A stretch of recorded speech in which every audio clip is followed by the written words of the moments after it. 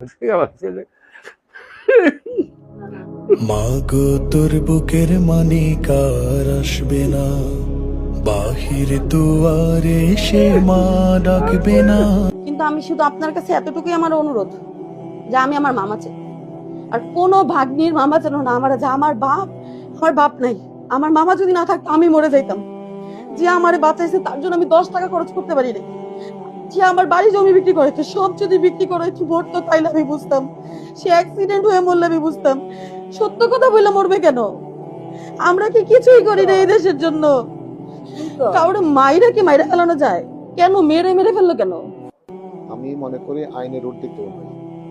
আমরা যেই হোক এবং সে যত পাওয়ারফুল হোক, তার হাত যত লম্বা হবে, আইন তার নিজস্ব গতিতে তার হাত ধরবে এবং আমরা মনে করি এটা বিচার হবে।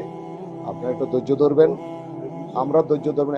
একজন খায়রুল হকের জন্য আমরা তো নতুন বাংলাদেশ সৃষ্টি করে নেই। হাজার হাজার যুবক যাত্রাবাড়িতে জীবন দিয়েছে, আবার নতুন করে খায়রুল হকদেরকে জীবন দিতে হবে কেন? এটা তো আমরা কখনো সহ্য করব না। আমি সকল পক্ষকে, এখানে আপনারা যারা আছেন, আপনারা পরিবারের পক্ষ সবাইকে আমি ধৈর্য ধারণ করতে বলবো।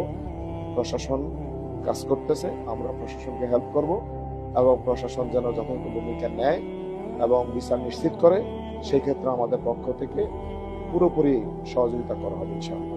আপনারা তদন্ত করে দেখেন, মিডিয়া আছে, প্রশাসন আছে, সবাই আছে, আপনারা আছেন, আপনারা তদন্ত করে দেখেন আসলে কি তার চাঁদাবাজি নাকি। কারণ আমরা কিন্তু অনেক রেকর্ড পাইতেছি, ওনারা বলতেছে ওনারা এত খারাপ যে ওনাদের বিরুদ্ধে কেউ কথা বলে না।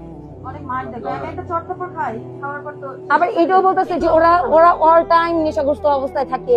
আমি যে বলবো আমার তো গিয়ে পিটাইবো, ও তো নেশা করছে, আমার তো মেরে ফেলাইবো, ওর তো কোনো সেন্স নাই। এখন আমি কি বলবো?